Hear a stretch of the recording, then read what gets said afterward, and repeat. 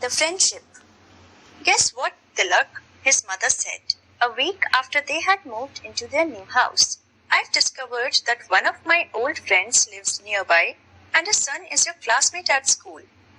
His name is Sudhir, she added. Do you know him?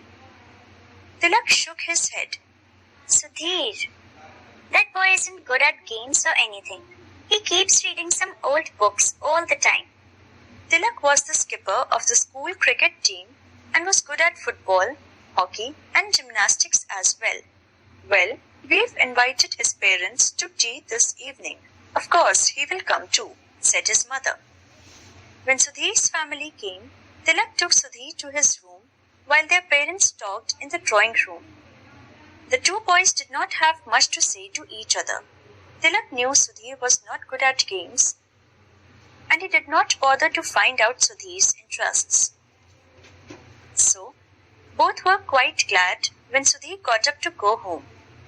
Though their mothers visited each other often, Tilak and Sudhir never did. They just did not have anything in common. One day, while playing football, Tilak fell and fractured his leg. This meant that he had to miss school for about 6 weeks. Lying in bed, Tilak felt very lonely and sorry for himself. During the first week, his friends came over every evening to cheer him up.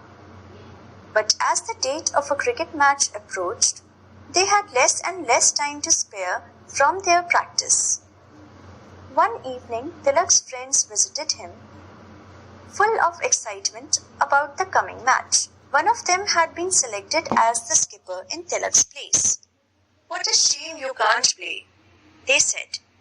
We're really going to miss you. Tilak smiled bravely. Never mind, he said. When his friends had gone, Tilak tried hard to fight back his tears. He had never felt more disappointed and lonely. Suddenly, his mother came into the room. A visitor for you, Tilak, she said. It was Sudhir. He came forward shyly and sat down on a chair near Tilak's bed. I've brought you a book to read, he said. You must be getting bored lying in bed. Tilak picked up the book without much interest. He didn't feel like reading. However, the cover caught his eye. It was the picture of a beautiful snow-white cheetah called Pippa. He opened the book. It was full of photographs of Pippa and her cubs. The little ones were shown climbing trees, playing, even enjoying a cold drink out of a bottle with a straw. It's a good book, Sudhir said. I think you'll like it. He then got up to go. Don't go so soon, said Tilak.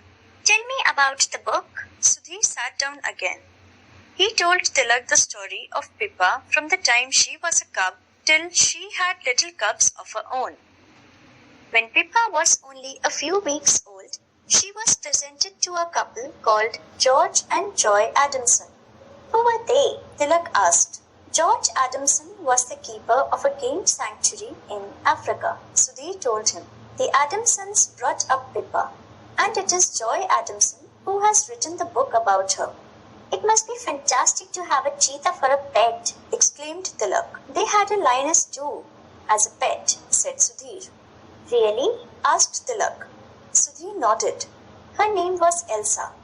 Joy Adamson wrote a book about her too. It's called Born Free.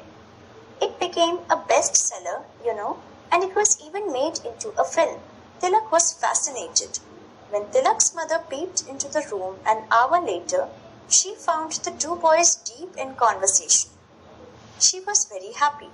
You must come more often, Sudhir, she said. Tilak gets very lonely by himself.